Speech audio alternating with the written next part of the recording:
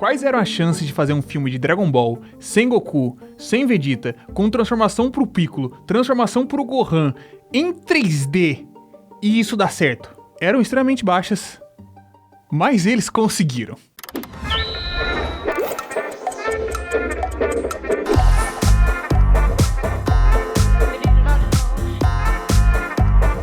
E aí pessoal, tudo bem com vocês? Eu sou o Guto e sejam bem-vindos a mais um vídeo da Cronosfera. E no vídeo de hoje, a gente vai falar sobre o novo filme de Dragon Ball Super. Dragon Ball Super, Super Hero. E assim, vocês sabem que eu não tava imaginando, esperando muita coisa desse filme, principalmente por ser um filme em 3D, depois de que a gente teve um filme como a animação do Broly, que é, né, de outro mundo, sobrenatural. E eu assisti esse filme ontem, e eu tô feliz.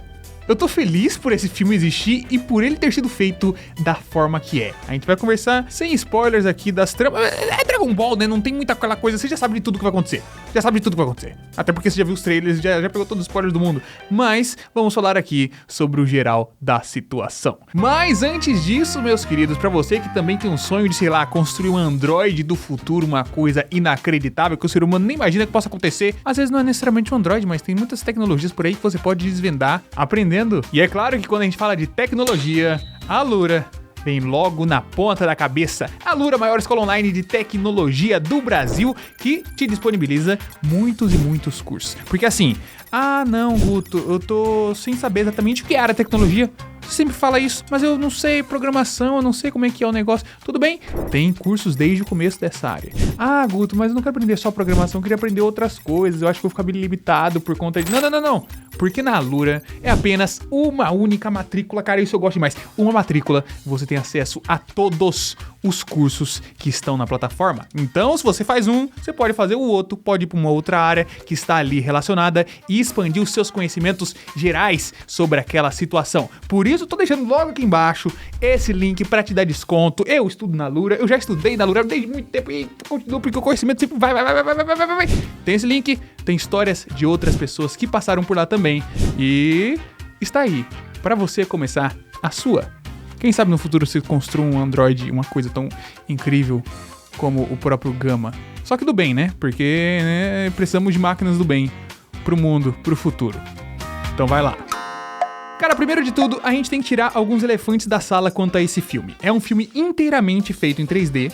E isso, inicialmente, já deu uma sensação estranha. Primeiro, porque os trailers são feios. A gente viu os trailers, não é aquela coisa assim, tem uma cena ou outra que é bonita, aquela coisa, mas você fica com o pé muito atrás. Vamos relembrar da animação do novo filme do Broly, que é aquele tipo de animação maravilhosa, cara. Aquele tipo de animação que você olha assim e fala, nossa, queria muito que o anime inteiro fosse feito desse jeito. Tanto que a mesma equipe que tá fazendo, né, One Piece agora...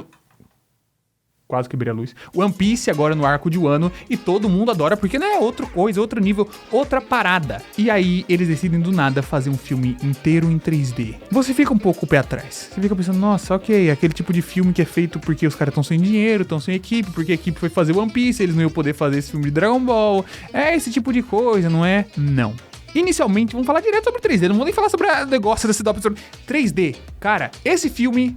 não poderia ter sido feito de outra maneira. Se ele fosse feito em 2D, ele seria ruim. Se ele fosse feito de 2D, né, do jeito que seria ali, né, considerando o mesmo nível de produção, ele seria ruim. Porque o que eu senti assistindo o filme é que o 3D, ele é completamente justificado pro que eles querem fazer dentro do filme, pra proposta do filme. Por quê? Porque estamos falando ali de Dragon Ball Super, Super Hero. Tem essa premissa aqui de um super-herói. Temos o neto do Dr. Gero, neto, bisneto, sei lá, um descendente aí do Gero que estava vivo ainda, que é um grande gênio também, que estava trancafiado na prisão porque ele fez um monte de coisa, mas ele consegue construir ciborgues incríveis, robôs, androides. Só que a grande questão é, ele é um cara que quer trabalhar pro bem, ele quer trabalhar pra justiça porque ele é muito fã de super-heróis. Então ele constrói 2 androides ali muito brabos, só que ele construiu meio que pra Red Ribbon, né, que é a instituição ali que não é nem um pouco boazinha na história. Ele tava sendo manipulado e ele acreditou que a Red Ribbon eram os heróis e os nossos queridos Guerreiros Z eram os vilões. Uma instituição secreta que era um vilanesca ali no mundo, tava tentando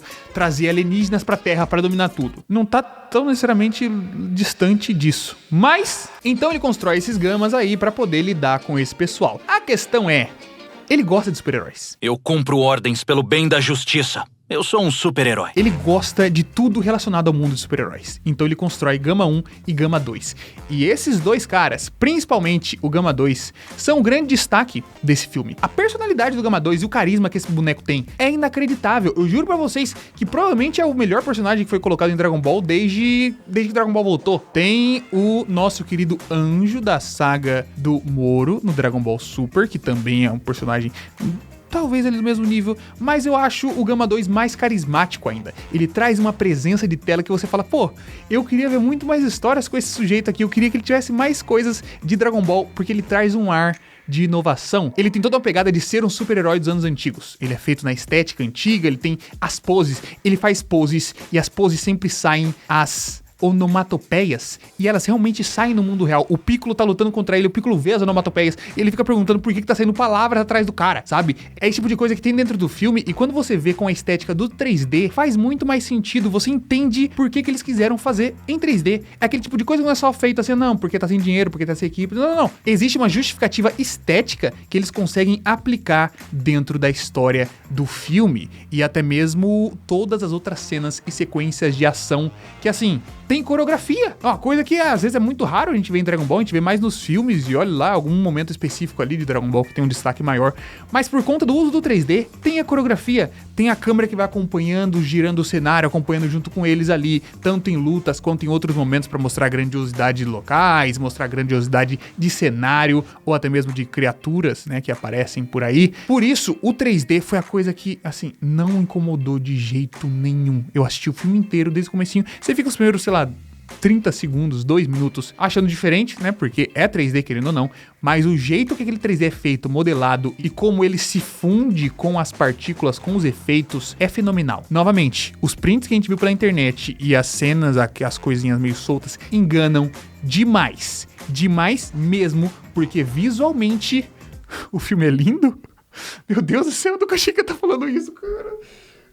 E da parte da história, da parte da proposta da história contada pelo filme, ele é um filme que não se leva tanto a sério. Ele não é aquela coisa universal, gigantesco, grandioso. Ele traz de volta a Red Ribbon, que tem um plano grande, porque é a Red Ribbon, mas ao mesmo tempo é uma coisa menor. Vegeta e Goku não estão envolvidos porque eles estão lá no planeta do Bills, treinando com a galera. A gente vê um pedacinho de lá, que nem precisava ter mostrado tanto assim, mas eles mostram porque é legal pra gente ver um pouquinho da luta ali do Goku contra o Vegeta e ver o Broly também, que está acompanhando essa luta, e o Bills que tá tentando pegar a mulher dos outros. Bills, a gente tá de olho em você, cara. A gente tá de olho em você, gato safado. Então, quando a gente tem a trama na Terra aqui, que envolve Red Ribbon do passado, que envolve construir Android, que envolve construir um Android do céu, e é bem justificado. Novamente, não é spoiler, isso é contado nos primeiros minutos de filme ali, mas é bem justificado frente à humanidade, sabe? Aquelas pequenas coisas que as pequenas pessoas do mundo querem, como era desde Dragon Ball clássico. No caso, a pequena pessoa era o Red, queria isso. Agora é o Magenta, que é neto do Red, que é filho do Red. Filho do Red? Filho do Red. Ele tem o mesmo tipo de objetivo ali, que é menor em alguma certa escala, não é aquela questão global, mundial, interplanetária, nem nada. Então o filme vai se enxugando e é muito bom, mas muito bom ver outros lados de personagens que a gente já acompanha. Esse filme é praticamente protagonizado pelo Piccolo. Praticamente não, é protagonizado pelo Piccolo. E repito, é um filme protagonizado pelo Piccolo. Ele desde o começo tá ali, treinando a Pan, a gente vê a relação dele com a Pan, a gente vê como ele tá mais calmo, como ele tá mais compassivo com as pessoas, como ele lida com a Pan com a gentileza um pouco maior, por mais que seja, né, bastante bruto ali nos treinos também. Tem esse lado dele que está mais adocicado, principalmente porque ele desenvolveu essa relação com o Gohan crescendo, com a família do Gohan agora, com a Videl e com a Pan, e isso é muito legal, cara. É muito legal, a gente dá espaço para outros personagens que a gente sempre reclama, que perderam tempo de tela, que perderam tempo de desenvolvimento, que perderam um monte de coisa, e agora tem isso. É um filme muito do Piccolo e também do Gohan. Trazer o Gohan de volta pra luta, achar algum ponto ali pra conseguir introduzi-lo de volta nisso, e nisso é utilizada ali a figura da Pan, né, pra que o Gohan se enfureça, pra que a força dele volte, já que ele tinha perdido, pra que de alguma forma ele consiga entrar em forma de novo, porque o mundo pode precisar dele quando Goku e Vegeta não estão na Terra, que é exatamente esse o caso, e ele é a pessoa mais forte, até talvez se fosse considerar Goku e Vegeta, se ele estivesse treinando, né, esse sempre foi o ponto aqui do Gohan, e nesse filme aqui eles trazem esse ponto e trabalham em cima disso. Não vou dizer que é a coisa mais amarrada do mundo, mais intocável, assim, tanto o filme inteiro quanto em relação à transformação do Gohan, principalmente, né? A gente já imagina ali o Gohan Bestial, que foi o nome oficial, que vocês já viram em tudo quanto é canto, o Gohanzão de cabelo branco, o grandão. Talvez, inclusive, o design deles não seja tão legal assim. O print que a gente vê é mais feio do que realmente é no filme. Dura bem pouco isso no filme, na verdade. Mas não é uma transformação assim. O conceito dela meio que não existe dentro do filme. Talvez eles trabalhem isso mais pra frente. Não é aquela coisa de explicar uma origem pra aquilo, de explicar o que é exatamente aquilo. Não. Quando foi chamado de Final Gohan, né? Não sei se vocês viram e acompanharam, mas nos esboços do filme essa transformação era chamada de Final Gohan, que seria a versão final ali do místico e tal.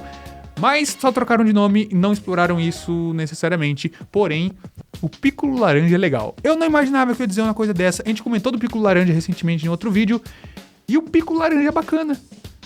A origem dele me incomoda um pouco, porque eles usam ali poderes mágicos pra isso. Mas o jeito que foi utilizado nesse momento aqui não incomoda tanto. Dragon Ball Super no mangá, o jeito que eles estão usando o Shenlong pra pedir poder me deixa puto. Nesse me deixou um pouco menos porque foi por uma outra via, porém ainda assim utilizando o Shenlong, então fica um pouco o pé atrás, mas foi mais interessante. E foi construído desde o começo do filme ali que haveria, né, essa possibilidade aqui de aumento de poder do Piccolo, que estava precisando de um up pra conseguir bater de frente com aqueles personagens ali. Temos a volta do Cell também, que não me incomodou.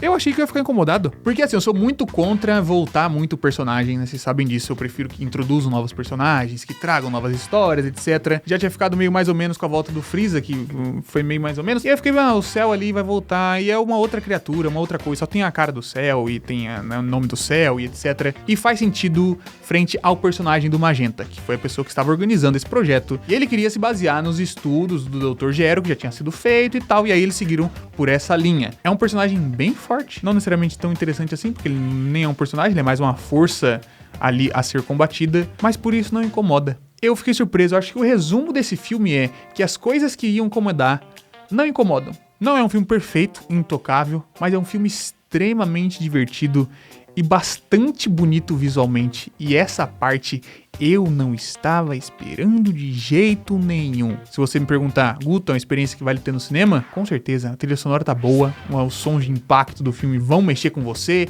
e é diferente. Eu acho que eu posso dizer isso sobre Dragon Ball. Talvez esse traga um pouquinho de um ar de mais inocência ou de menos pretensão, como tinha Dragon Ball clássico. Menos pretensão de ser aquela coisa de não sei o que, e ainda assim conseguir trazer uma coisa legal. Por isso, tô contente. Gostei bastante do filme. Quero que você deixe aí nos comentários, caso você já tenha assistido ao momento que você viu esse filme, o que você achou e por que que o Gama 2, deixa aí nos comentários, por que que o Gama 2 é o melhor personagem de Dragon Ball já feito desde os últimos 20 anos. Porque ele é bom. Eu queria uma série do Gama 2. Ah, Dragon Ball Super 2, bota o Gama de protagonista. Goku aparecendo de vez em quando, o Gama resolvendo as coisas. Uns episodinhos dele resolvendo as coisas na rua, meu Deus do céu. Porque ele é um super-herói. Nossa, como seria lindo. Seria.